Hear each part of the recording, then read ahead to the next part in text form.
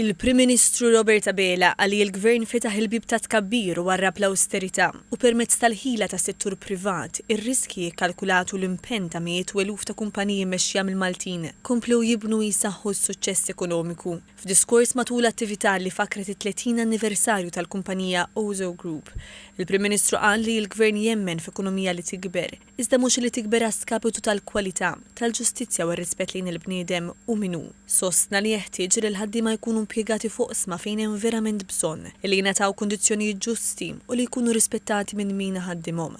Dr. Abela qal li r-riżultati ekonomiċi huma xpruna l-Viżjoni Malta 2050 illi fissira bħala viżjoni mibnija fuq tkabbir sostenibbli, kwalità ta' ħajja aħjar u bilanċ bejn ix-xogħol u l-ħajja personali. Matul l-istess diskors huwa refera l-aħħar rapport mill-Fond Monetarju Internazzjonali illi wera kif Malta hija l-uniku pajjiż tal-Unjoni Ewropea illi l-IMF b'sorveljanza ekonomika jsir kull sentejn flok kull sena. Saħa iżda li s-suċċess ma jitkejjilx biss bit-tkabbir tal-kejl nazzjonali u biċ-ċifri, iżda bil-ħin għall-familja, bit-tgawdija u bil-flus fil-but. Huwa rrefera l-investimenti li qed isir fl-ispazji pubbliċi b'mod partikolari l-proġett ta' Manuel Island, White Rocks, Forti Campbell, Forti Tinje u Forti San Salvatore. Dr. Abela nota wkoll li bil-proġett ta' reġenerazzjoni tal-port il-kbir li ġie mħabbar il-ġimgħa li għaddiet, il-Gvern qed jara li l-investiment mill-privat jagħti lok sabiex igawdu direttament minnu il-Maltin u l-Awċin. Dr. Abela għamel referenza l-inizjattiva Ozo 30 Initiatives, programm infassal apposta li permezz tiegħu il-kumpanija Ozo Group